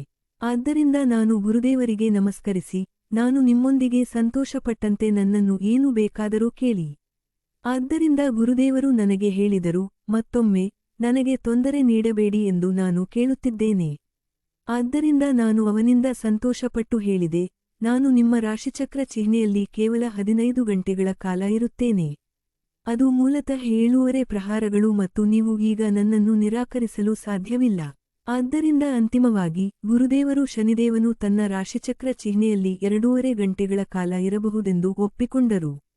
ಗುರುದೇವರು ನದಿಯಲ್ಲಿ ಸ್ನಾನ ಮಾಡಿ ನಂತರ ದೇವರುಗಳಿಗೆ ಪ್ರಾರ್ಥಿಸುವ ಮೂಲಕ ತನ್ನ 2.5 ಗಂಟೆಗಳ ಅವಧಿಯನ್ನು ಕಳೆಯುತ್ತೇನೆ ಎಂದು ಯೋಚಿಸಿದರು ಮತ್ತು ಹೆಮ್ಮೆಪಡುತ್ತಾರೆ. ಈ ಪ್ರಾರ್ಥನೆಯನ್ನು ಸಂಧ್ಯಾ ಪ್ರಾರ್ಥನೆ ಎಂದು ಕರೆಯಲಾಗುತ್ತದೆ. ಆದ್ದರಿಂದ ಶನಿದೇವನು ಅಸಹಾಯಕನಾಗಿರಬಹುದು ಮತ್ತು ಅವನಿಗೆ ಯಾವುದೇ ಹಾನಿಯಾಗುವುದಿಲ್ಲ. ಆಗ ಗುರುದೇವನು ಹೀಗೆ ಯೋಚಿಸುತ್ತಿದ್ದಾನೆಂದು ಶನಿದೇವನಿಗೆ ತಿಳಿದಿತ್ತು. ಆದ್ದರಿಂದ ಶನಿದೇವನು ತನ್ನ ಪವಾಡ ಶಕ್ತಿಯನ್ನು ತೋರಿಸಲು ನಿರ್ಧರಿಸಿದನು. ಶನಿಯ ನೆರಳಿನಲ್ಲಿ ಗುರು ಇದ್ದನು ಮತ್ತು ಗುರುವಿನ ರೂಪ ಬದಲಾಯಿತು. ಶನಿದೇವನು ಸನ್ಯಾಸಿಯಾಗಿ ಕಾಣಿಸಿಕೊಂಡು ಗುರುಗಳಿಗೆ 2 ಹಲಸಿನ ಹಣ್ಣುಗಳನ್ನು ಅರ್ಪಿಸಿದನು. ಗುರುದೇವನು ಸಂತೋಷದಿಂದ 2 ಹಲಸಿನ ಹಣ್ಣುಗಳನ್ನು ಸ್ವೀಕರಿಸಿ, ಅವುಗಳನ್ನು ತನ್ನ ಚೀಲದಲ್ಲಿಟ್ಟು, ಸನ್ಯಾಸಿಗೆ ಪ್ರತಿಯಾಗಿ 2 ನಾಣ್ಯಗಳನ್ನು ಕೊಟ್ಟನು. ಮತ್ತು ಗುರುದೇವನು ಒಂದು ನಗರದ ಕಡೆಗೆ ಮುಂದುವರಿಯುತ್ತಲೇ ಇದ್ದನು. ಆ ದಿನ ರಾಜಕುಮಾರ ಮತ್ತು ಆ ನಗರದ ಮಂತ್ರಿಯ ಮಗ ಬೇಟೆಯಾಡಲು ಹೋಗಿದ್ದರು ಮತ್ತು ಊಟಕ್ಕೆ ಮನೆಗೆ ಹಿಂತಿರುಗಲಿಲ್ಲ. ಹಲವಾರು ಗಂಟೆಗಳು ಕಳೆದರೂ ರಾಜಕುಮಾರ ಮತ್ತು ಮಂತ್ರಿಯ ಯಾವುದೇ ಕುರುಹು ಇಲ್ಲದ ಕಾರಣ, ರಾಜ ಭೃಗು ತನ್ನ ಸೇವಕರನ್ನು ನಗರದ ಗಡಿಯನ್ನು ಮೀರಿ ಅವರನ್ನು ಹುಡುಕಲು ಕಳುಹಿಸಿದನು. ಆ ಸೇವಕನು ಗುರುವನ್ನು ಬ್ರಾಹ್ಮಣನ ಉಡುಪಿನಲ್ಲಿ 2 ಹಲಸಿನ ಹಣ್ಣುಗಳ ಚೀಲದೊಂದಿಗೆ ನೋಡಿದನು. ಆ ಸಮಯದಲ್ಲಿ ಶನಿದೇವನು ಆ ಹಣ್ಣುಗಳನ್ನು 2 ಮಾನವ ತಲೆಗಳಾಗಿ ಪರಿವರ್ತಿಸಿದನು. ರಾಜನ ಸೇವಕರು ಗುರುವನ್ನು, ಬ್ರಾಹ್ಮಣನನ್ನು ನೋಡಿ, ಅವನನ್ನು ಕೇಳಿದನು, ನಿನ್ನ ಚೀಲದಲ್ಲಿ ಏನಿದೆ? ಆಗ ಬ್ರಾಹ್ಮಣ ಗುರು ಹೇಳಿದನು, ನನ್ನ ಬಳಿ 2 ಹಣ್ಣುಗಳಿವೆ, ಅದನ್ನು ನಾನು ನಂತರ ತಿನ್ನುತ್ತೇನೆ. ಸೇವಕ ಹೇಳಿದನು, ಆದರೆ ನಿನ್ನ ಚೀಲದಿಂದ ರಕ್ತ ತೊಟ್ಟಿಕ್ಕುತ್ತಿದೆ. ಆದ್ದರಿಂದ ನೀನು ಬ್ರಾಹ್ಮಣನೋ ಅಥವಾ ಕೆಳಜಾತಿಯವನೋ ಎಂಬುದು ನಮಗೆ ಮುಖ್ಯವಲ್ಲ. ನಿನ್ನ ಚೀಲದಲ್ಲಿ ಏನಿದೆ ಎಂದು ತಕ್ಷಣ ನಮಗೆ ತೋರಿಸಿ. ಗುರು ತನ್ನ ಚೀಲದ ಮೇಲಿನ ರಕ್ತವನ್ನು ನೋಡಿದ ತಕ್ಷಣ ಅವನು ಭಯಭೀತನಾದನು. ಸೇವಕನು ಬ್ರಾಹ್ಮಣನಿಂದ ಚೀಲವನ್ನು ಕಸಿದುಕೊಂಡು ಅದನ್ನು ತೆರೆದಾಗ ಕಾಣೆಯಾದ ರಾಜಕುಮಾರ ಮತ್ತು ಅವನ ಸ್ನೇಹಿತನಿಗೆ ಸೇರಿದ 2 ತಲೆಗಳು ನಿಜವಾಗಿಯೂ ಇವೆ ಎಂದು ನೋಡಿದನು. ಆದ್ದರಿಂದ ಅವರು ಬ್ರಾಹ್ಮಣನನ್ನು ಗದರಿಸಿದರು. ಈ 2 ಮಕ್ಕಳನ್ನು ಕ್ರೂರ ರಾಕ್ಷಸನಂತೆ ನಿರ್ದಯವಾಗಿ ಕೊಂದಿದ್ದಕ್ಕೆ ನಿನಗೆ ಪಶ್ಚಾತ್ತಾಪವಿಲ್ಲ. ನೀನು ಅಯೋಗ್ಯ ಬ್ರಾಹ್ಮಣ. ಆದ್ದರಿಂದ ಅವರು ಬ್ರಾಹ್ಮಣನನ್ನು ಬಂಧಿಸಿ, ಅವನನ್ನು ಹೊಡೆಯುತ್ತಾ, ರಾಜ ಭೃಗುವಿನ ಮುಂದೆ ತಂದರು. ತನ್ನ ಮಗನ ಸುದ್ದಿ ಕೇಳಿದ ರಾಜ ಭೃಗು ಮೂರ್ಛೆ ಹೋಗಿ, ಓ ದೇವರೇ, ನಾನು ನನ್ನ ಒಬ್ಬನೇ ಮಗನನ್ನು ಕಳೆದುಕೊಂಡೆ. ನನ್ನ ಮಗನನ್ನು ಕೊಂದ ಈ ಬ್ರಾಹ್ಮಣನು ಸಾವಿನ ಸಂದೇಶವಾಹಕನಂತೆ ಎಂದನು. ಆದ್ದರಿಂದ ಅವನಿಗೆ ಮರಣದಂಡನೆ ಶಿಕ್ಷೆ ವಿಧಿಸಬೇಕು ಮತ್ತು ತಕ್ಷಣ ನಗರದ ಮಿತಿಯ ಹೊರಗೆ ಇರುವ ಚೂಪಾದ ಮೊಂಚಾದ ಕಬ್ಬಿಣದ ಕಂಬಕ್ಕೆ ನೇತುಹಾಕಿ ಗಲ್ಲಿಗೇರಿಸಬೇಕು. ರಾಜ ಭೃಗುವಿನ ಅರಮನೆಯಲ್ಲಿ ರಾಜಕುಮಾರನ ಸಾವಿನ ಸುದ್ದಿ ಹರಡಿದಾಗ ಸಾಕಷ್ಟು ಗದ್ದಲ ಉಂಟಾಯಿತು. ಕಥೆಯನ್ನು ವಿಸ್ತರಿಸುವ ಭಯದಿಂದ ಗದ್ದಲದ ವಿವರಗಳನ್ನು ಬರೆಯುವುದು ಕಷ್ಟ. ಹೇಗಾದರೂ ರಾಜಕುಮಾರನ ಹೆಂಡತಿ ಆ ದಿನಗಳ ಪದ್ಧತಿಯಂತೆ ದುಃಖದಿಂದ ಬೆಂಕಿಗೆ ಹಾರಿ ಆತ್ಮಾಹುತಿ ಮಾಡಿಕೊಳ್ಳಲು ನಿರ್ಧರಿಸಿದಳು ಮತ್ತು ಅವಳು ಈ ಆತ್ಮಾಹುತಿ, ಸತಿ, ಸ್ವಯಂ ತ್ಯಾಗದ ಕ್ರಿಯೆಯನ್ನು ಮಾಡಲು ಸಿದ್ಧಳಾಗಿದ್ದಳು. ಈ ಮಧ್ಯೆ ಸೇವಕರು ಬ್ರಾಹ್ಮಣನನ್ನು ಮರಣದಂಡನೆಗಾಗಿ ಚೂಪಾದ ಮೊಂಚಾದ ಕಬ್ಬಿಣದ ಕಂಬಕ್ಕೆ ಕರೆದೊಯ್ದರು. ಬ್ರಾಹ್ಮಣನು ಚಂಚಲನಾದನು ಮತ್ತು ಅವನ ದುರದೃಷ್ಟವನ್ನು ಹೊರತುಪಡಿಸಿ ಬೇರೇನೂ ಯೋಚಿಸಲು ಸಾಧ್ಯವಾಗಲಿಲ್ಲ. ಅವನು ಸೇವಕರನ್ನು ಬೇಡಿಕೊಂಡನು, ದಯವಿಟ್ಟು ಮರಣದಂಡನೆಗಾಗಿ ಸ್ವಲ್ಪ ಸಮಯ ಕಾಯಿರಿ. ನೀವು 1-2 ಗಂಟೆ ಕಾಯುತ್ತಿದ್ದರೆ ನಾನು ನಿಮಗೆ 10,000 ರೂಪಾಯಿಗಳನ್ನು ನೀಡುತ್ತೇನೆ. ಬ್ರಾಹ್ಮಣರ ಮೊರೆಯನ್ನು ಕೇಳಿ ಸೇವಕರು ಕರುಣಾಮಯಿಗಳಾದರು ಮತ್ತು ಬ್ರಾಹ್ಮಣರ ಮೊರೆಯನ್ನು ಕೇಳಿ ಕರುಣಾಮಯಿಗಳಾದರು ಮತ್ತು 1-2 ಗಂಟೆಗಳ ಕಾಲ ಕಾಯಲು ನಿರ್ಧರಿಸಿದರು. ಈ ಹೊತ್ತಿಗೆ ಶನಿದೇವನು ನಿಗದಿಪಡಿಸಿದ 2.5 ಗಂಟೆಗಳ ಮಿತಿ ಮುಗಿದಿತ್ತು. ರಾಜಕುಮಾರ ಮತ್ತು ಅವನ ಸಂಗಡಿಗರು ಸವಾರಿಯಲ್ಲಿ ಹಿಂತಿರುಗಿದರು. ಮರಣದಂಡನೆ ವಿಧಿಸಿದ ಅದೇ ಸಮಯದಲ್ಲಿ ಏನಾಗಿರಬಹುದು ಎಂದು ಅವರಿಗೆ ತಿಳಿದಿತ್ತು. ಆದ್ದರಿಂದ ಅವರು ಸೇವಕರಿಗೆ ಬ್ರಾಹ್ಮಣನನ್ನು ಗಲ್ಲಿಗೇರಿಸಬೇಡಿ ಮತ್ತು ಅವನನ್ನು ರಾಜನ ಬಳಿಗೆ ಹಿಂತಿರುಗಿಸಬೇಡಿ ಎಂದು ಆದೇಶಿಸಿದರು. ಬ್ರಾಹ್ಮಣ ರಾಜನನ್ನು ಆಶೀರ್ವದಿಸಿ ಅವನಿಗೆ ಎಲ್ಲವನ್ನೂ ವಿವರಿಸಿದನು. ರಾಜನು ವಿಷಾದಪಟ್ಟು, ಪೂರ್ಣ ವಿವರಗಳನ್ನು ತಿಳಿಯದೆ ನಿಮ್ಮ ಮರಣದಂಡನೆಯ ಆದೇಶವನ್ನು ನೀಡಿದ್ದರೆ ನಾನು ದೊಡ್ಡ ಅಪರಾಧ ಮಾಡುತ್ತಿದ್ದೆ ಎಂದು ಹೇಳಿದನು. ನಾನು ಎಲ್ಲ ಕಾಲದ ಅತ್ಯಂತ ದೊಡ್ಡ ಪಾಪಿಯಾಗುತ್ತಿದ್ದೆ, ನನ್ನ ರಾಜಶಕ್ತಿಯ ಅಜ್ಞಾನ ಮತ್ತು ಅಹಂಕಾರದಿಂದಾಗಿ. ಆದ್ದರಿಂದ ದಯವಿಟ್ಟು ನನ್ನನ್ನು ಕ್ಷಮಿಸಿ ಮತ್ತು ಅವನು ಅಳಲು ಪ್ರಾರಂಭಿಸಿದನು. ನಂತರ ಅವನು ಗುರುದೇವ್ಗೆ ಮತ್ತು ಇತರ ಬ್ರಾಹ್ಮಣರಿಗೆ ಬಟ್ಟೆ ಮತ್ತು ಆಭರಣಗಳ ಉಡುಗೊರೆಗಳನ್ನು ನೀಡುವ ಮೂಲಕ ಆದೇಶಿಸಿದನು. ಆದ್ದರಿಂದ ಗುರುಗಳು ಶನಿದೇವನ ಶಾಪದಿಂದಾಗಿ ಇದು ಸಂಭವಿಸಿದೆ ಎಂದು ಹೇಳಿದರು. ನಂತರ ಅವನು ತನ್ನ ಚೀಲವನ್ನು ತೆರೆದಾಗ ನಿಜವಾಗಿಯೂ 2 ಕ್ಯಾಂಟಲೂಪ್ಗಳು ಇದ್ದವು. ನಂತರ ಶನಿದೇವ ಗುರುದೇವರ ಬಳಿಗೆ ಬಂದು, ಇದು ಇಲ್ಲಿಯವರೆಗೆ ಹೇಗೆ ಹೋಯಿತು ಎಂದು ಕೇಳಿದನು. ಮತ್ತು ಅವರು ಉತ್ತರಿಸಿದರು, ಕೇವಲ 2.5 ಗಂಟೆಗಳಲ್ಲಿ ನೀವು ನನ್ನನ್ನು ಹಾಳುಮಾಡಿದ್ದೀರಿ. ನೀವು ನನ್ನನ್ನು ಹಾಳುಮಾಡಲು ಪೂರ್ಣ 7.5 ವರ್ಷಗಳನ್ನು ಹೊಂದಿದ್ದರೆ ಏನಾಗುತ್ತಿತ್ತು ಎಂದು ನಾನು ಊಹಿಸಲು ಸಾಧ್ಯವಿಲ್ಲ. ಅತ್ಯುನ್ನತ ಶ್ರೇಣಿಯ ಗ್ರಹದಲ್ಲಿದ್ದರೂ ನೀವು ನಿಜವಾಗಿಯೂ ನನ್ನನ್ನು ಬಾಧ್ಯಸ್ಥರನ್ನಾಗಿ ಮಾಡಿದ್ದೀರಿ. ವಾಸ್ತವವಾಗಿ ನೀವು ಶ್ರೇಷ್ಠ ಗ್ರಹ. ಆದಾಗ್ಯೂ ಏನೇ ನಡೆದರೂ ಒಳ್ಳೆಯದಕ್ಕಾಗಿಯೇ ನಡೆಯಿತು. ಆದ್ದರಿಂದ ದಯವಿಟ್ಟು ಇನ್ನು ಮುಂದೆ ಯಾರಿಗೂ ತೊಂದರೆ ನೀಡಬೇಡಿ. ಆದ್ದರಿಂದ ಶನಿ ಒಬ್ಬರು ಹೆಮ್ಮೆಪಡಬಾರದು ಮತ್ತು ತನ್ನದೇ ಆದ ಕೊಂಬುಗಳನ್ನು ಊದಬಾರದು ಎಂದು ಹೇಳಿದರು. ತನ್ನ ಬಗ್ಗೆ ಹೆಮ್ಮೆಪಡುವ ವ್ಯಕ್ತಿಯನ್ನು ನಾನು ತೊಂದರೆಗೊಳಿಸುತ್ತೇನೆ. ಗುರುದೇವ, ನೀವು ಹೆಮ್ಮೆಪಡುತ್ತೀರಿ ಮತ್ತು ಆದ್ದರಿಂದ ನಾನು ಈ ರೀತಿ ವರ್ತಿಸಬೇಕಾಯಿತು. ದಯವಿಟ್ಟು ನನ್ನ ಕೃತ್ಯಕ್ಕಾಗಿ ನನ್ನನ್ನು ಕ್ಷಮಿಸಿ. ನಂತರ ಶನಿ ಶಿವನನ್ನು ನೋಡಲು ಹೋದನು. ಶಿವನು ಶನಿಗೆ, ನಿಮ್ಮ ಭೇಟಿಯ ಉದ್ದೇಶವೇನು? ಮೊದಲು ನನ್ನ ಅಪಾಯಿಂಟ್ಮೆಂಟ್ ತೆಗೆದುಕೊಂಡು ನಂತರ ನನ್ನನ್ನು ಭೇಟಿ ಮಾಡಿ. ಅವರು ಹೀಗೆ ಚರ್ಚಿಸುತ್ತಿರುವಾಗ ಶನಿಯು ಮರುದಿನ ಶಿವನನ್ನು ಭೇಟಿ ಮಾಡುವುದಾಗಿ ಸೂಚಿಸಿದನು. ಇದನ್ನು ಕೇಳಿದ ನಂತರ ಶಿವನು ಸ್ವಲ್ಪ ಸಮಯದವರೆಗೆ ಕೈಲಾಸ ಪರ್ವತದಲ್ಲಿ ಅಡಗಿಕೊಂಡಿದ್ದನು. ನಂತರ ಅವನು ಶನಿಯನ್ನು ಕೇಳಿದನು, ನೀನು ನನಗೆ ತೊಂದರೆ ಕೊಡಲು ನಾನು ನಿನಗೆ ಏನು ಮಾಡಿದೆ? ಆಗ ಶನಿ, ಓ ಶಿವನೇ, 3 ಬ್ರಹ್ಮಾಂಡಗಳು ನಿನ್ನನ್ನು ನೋಡಿ ಭಯಭೀತವಾಗಿವೆ ಮತ್ತು ನೀನು ಭಯದಿಂದ ನನ್ನಿಂದ ಅಡಗಿಕೊಂಡಿದ್ದೀಯಾ? ಇದು ನನಗೆ ಸಾಕು. ಮತ್ತು ಶಿವನು ಮುಗುಳ್ನಗುತ್ತಾ ಅವನಿಗೆ, ನೀನು ಮಹಾನ್ ಮತ್ತು ನಿನ್ನ ತೇಜಸ್ಸು ಅಗಾಧವಾಗಿದೆ ಎಂದು ಹೇಳಿದನು. ನಂತರ ಅವನು ಅವನನ್ನು ಹೊರಹೋಗುವಂತೆ ಆದೇಶಿಸಿದನು. ಆಗ ಶನಿಯು ಭಗವಾನ್ ಶ್ರೀರಾಮನ ಜಾತಕದಲ್ಲಿ ನಿರ್ಣಾಯಕ ಸ್ಥಾನದಲ್ಲಿದ್ದನು. ಇದರಿಂದಾಗಿ ಅವನು ಕಾಡಿನಲ್ಲಿ ವಾಸಿಸಬೇಕಾಯಿತು ಮತ್ತು ಸೀತೆಯ ಜಾತಕದಲ್ಲಿಯೂ ಅದೇ ಸಂಭವಿಸಿತು. ಇದರ ಪರಿಣಾಮವಾಗಿ ರಾವಣನು ಅವಳನ್ನು ಅಪಹರಿಸಿದನು. ರಾವಣನು ಎಲ್ಲ 9 ಗ್ರಹಗಳನ್ನು ವಶಪಡಿಸಿಕೊಂಡು ತನ್ನ ಆಸನದ ಅಡಿಯಲ್ಲಿ ಬಂಧಿಸಿದನು. ಆದ್ದರಿಂದ ನಾರದ ಋಷಿ ಹೀಗೆ ಹೇಳಿದರು, ನೀನು ಶ್ರೇಷ್ಠ ಗ್ರಹ ಎಂದು ಹೆಮ್ಮೆಪಡುತ್ತೀಯ, ಆದರೆ ನಿನ್ನ ಸ್ಥಿತಿಯ ಸಹಾಯಕವಾಗಿದೆ. ನೀನು ದುರ್ಬಲರಿಗೆ ಮಾತ್ರ ತೊಂದರೆ ನೀಡಬಲ್ಲೆ ಎಂದು ತೋರುತ್ತದೆ. ಧೈರ್ಯವಿಲ್ಲ. ಹಾಗಾಗಿ ನಾನು ನರಿತನಿಗೆ ಹೇಳಿದೆ, ರಾವಣನು ನನ್ನ ಮುಖವನ್ನು ತಲೆಕೆಳಗಾಗಿ ಮಾಡಿದ ಕಾರಣ ನಾನು ಅಸಹಾಯಕನಾಗಿದ್ದೇನೆ ಮತ್ತು ಆದ್ದರಿಂದ ನಾನು ಅವನನ್ನು ನೋಡಲು ಸಾಧ್ಯವಿಲ್ಲ. ನಾನು ರಾವಣನ ಮೇಲೆ ನನ್ನ ಕಣ್ಣುಗಳನ್ನು ಹಾಕಲು ಸಾಧ್ಯವಾದ ತಕ್ಷಣ ನಾನು ಅವನನ್ನು ನಾಶಮಾಡುತ್ತೇನೆ. ಆದ್ದರಿಂದ ನಾರದನು ರಾವಣನನ್ನು ನೋಡಲು ಹೋಗಿ, ಶತ್ರುವಿನ ಬೆನ್ನಿನ ಮೇಲೆ ನಡೆಯುವುದು ಒಳ್ಳೆಯದಲ್ಲ, ಆದರೆ ನಿಮ್ಮ ಮುಖವನ್ನು ನೋಡಲು ಮುಖವನ್ನು ಮೇಲಕ್ಕೆತ್ತಿ ಶತ್ರುವಿನ ದೇಹದ ಮೇಲೆ ನಡೆಯುವುದು ಒಳ್ಳೆಯದು ಎಂದು ಹೇಳಿದನು.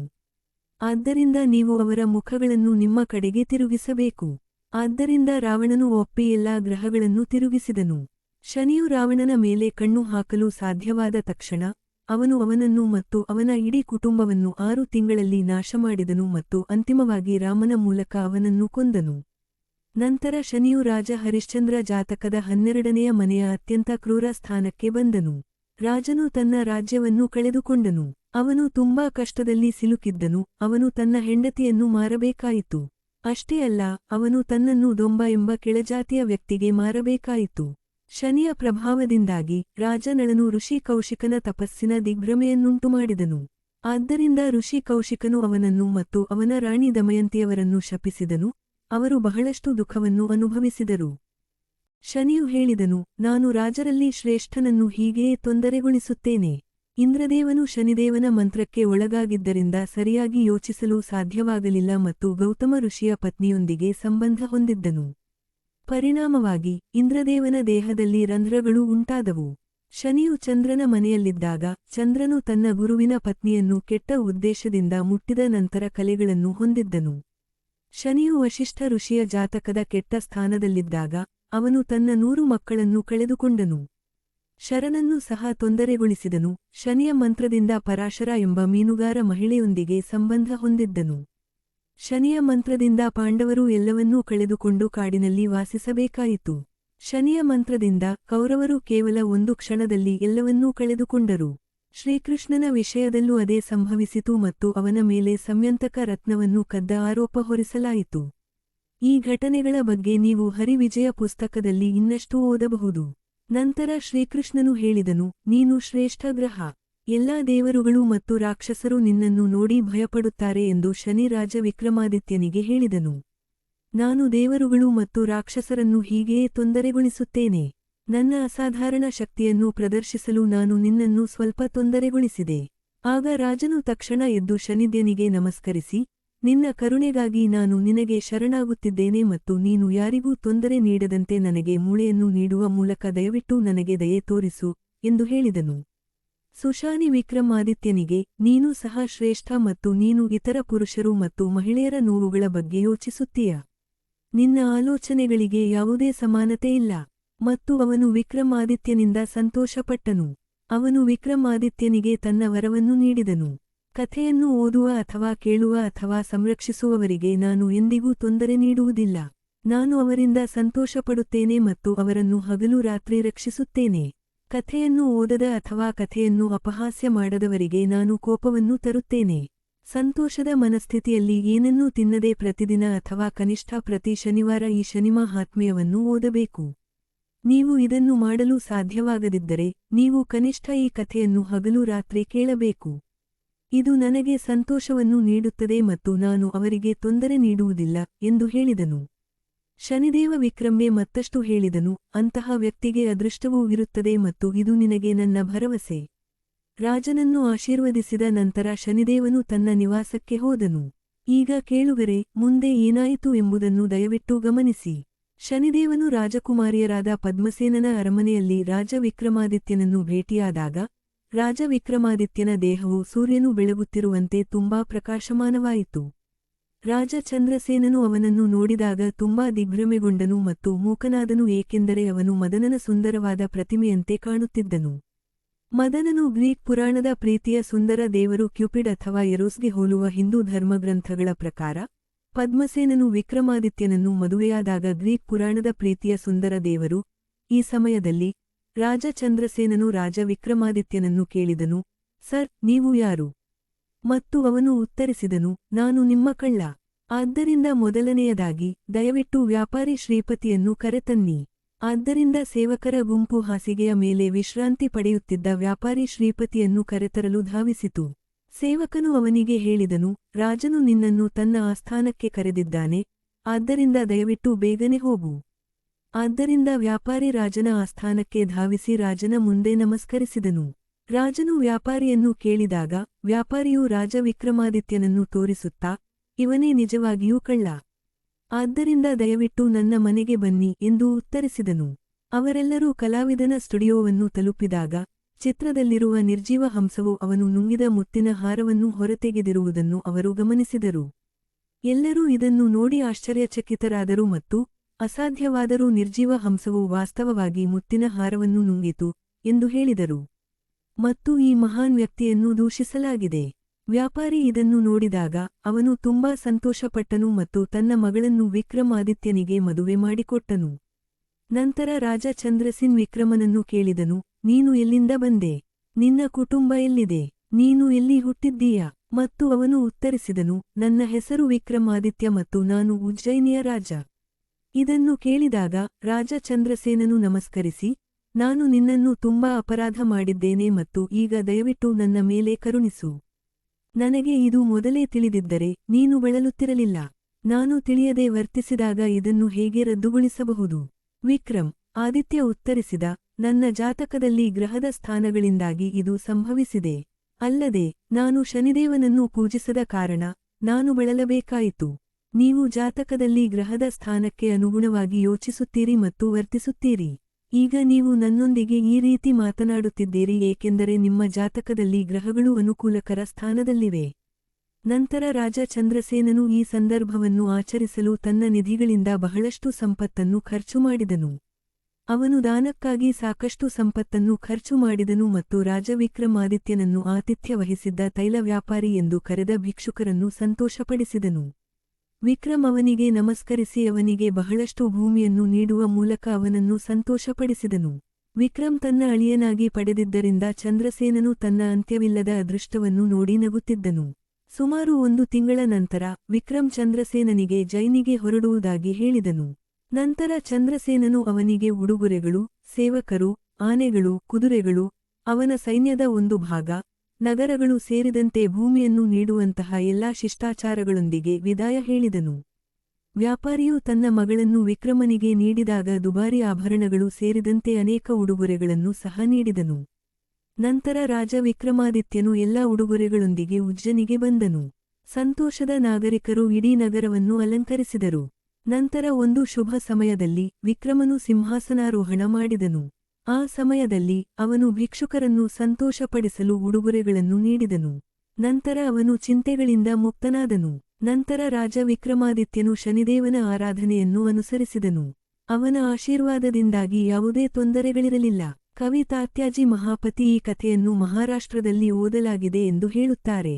ಕಥೆಯ ಸಂಪೂರ್ಣ ಸಾರವನ್ನು ಮೂಲಭೂತ ನೈಜ ಅರ್ಥದೊಂದಿಗೆ ನಿಷ್ಠಾವಂತ ಪ್ರೇಕ್ಷಕರಿಗೆ ತರಲು ನಾನು ಪ್ರಯತ್ನಿಸುತ್ತೇನೆ ಮತ್ತು ಲೇಖಕರು ಇಂಗ್ಲಿಷ್ಗೆ ಭಾಷಾಂತರಿಸಲು ತಮ್ಮ ಕೈಲಾದಷ್ಟು ಪ್ರಯತ್ನಿಸಿದ್ದಾರೆ. ಕಥೆಯನ್ನು ಕೇಳಿದ ನಂತರ ಎಲ್ಲ ಅಡೆತಡೆಗಳನ್ನು ತೆಗೆದುಹಾಕಲಾಗುತ್ತದೆ ಎಂಬುದನ್ನು ದಯವಿಟ್ಟು ನೆನಪಿಡಿ. ನಿಮ್ಮ ಜಾತಕದಲ್ಲಿ ಗ್ರಹಗಳ ಪ್ರತಿಕೂಲ ಸ್ಥಾನದಿಂದ ಉಂಟಾಗುವ ತೊಂದರೆಗಳು ತುಂಬಾ ತೀವ್ರವಾಗಿರುವುದರಿಂದ ಅಂತ್ಯವಿಲ್ಲದ ಸಮಯದವರೆಗೆ ಮಾಯವಾಗುತ್ತವೆ. 9 ಗ್ರಹಗಳ ಕಥೆಯನ್ನು ಕೇಳಿದ ನಂತರ ಎಲ್ಲಾ ನೋವುಗಳು ದೂರವಾಗುತ್ತವೆ ಮತ್ತು ಎಲ್ಲಾ ಗ್ರಹಗಳು ಸಂತೋಷಪಡುತ್ತವೆ ಮತ್ತು ಕೇಳುಗರ ಮೇಲೆ ಕರುಣೆ ತೋರುತ್ತವೆ. ಶನಿದೇವನನ್ನು ಈ ಲೇಖಕರಿಗೆ ಮತ್ತು ಕಥೆಯ ಓದುಗರಿಗೆ ಎಲ್ಲಾ ಸಮಯದಲ್ಲೂ ಎಲ್ಲಾ ರೀತಿಯ ನೋವುಗಳಿಂದ ರಕ್ಷಕ ಎಂದು ಗುರುತಿಸಲಾಗುತ್ತದೆ. ಹಗಲು ರಾತ್ರಿ ಶನಿದೇವನ ಚಿತ್ರ ಅಥವಾ ವಿಗ್ರಹವನ್ನು ದೃಶ್ಯೀಕರಿಸುವ ಮೂಲಕ ನಿಷ್ಠಾವಂತರನ್ನು ಅವನು ರಕ್ಷಿಸುತ್ತಾನೆ. ಈ ಕಥೆಯನ್ನು ಕೇಳಿದ ನಂತರ ಅವರ ನೋವು ಮತ್ತು ಬಡತನ ಮಾಯವಾಗುತ್ತದೆ. ಇದು ಕಥೆಯ ಫಲಿತಾಂಶ. ಗುಜರಾತಿ ಆವೃತ್ತಿಯಿಂದ ಈ ಕಥೆಯನ್ನು ಬರೆದ ತಾತ್ಯಾಜಿ ಮಹಾಪತಿ ಹೇಳುತ್ತಾರೆ, ಭಯಂಕರ ಆದರೆ ಕರುಣಾಮಯಿ ಶನಿದೇವನು ನಮ್ಮೆಲ್ಲರ ಬಗ್ಗೆ ಪ್ರಸನ್ನನಾಗಲಿ ಮತ್ತು ನಮ್ಮ ಅಡೆತಡೆಗಳನ್ನು ತೆಗೆದುಹಾಕಲಿ. ಇದು ಕಥೆಯ ಅಂತ್ಯ. ಇದು ಶನಿ ಮಹಾತ್ಮಾಯೆಯ ಅಂತ್ಯ.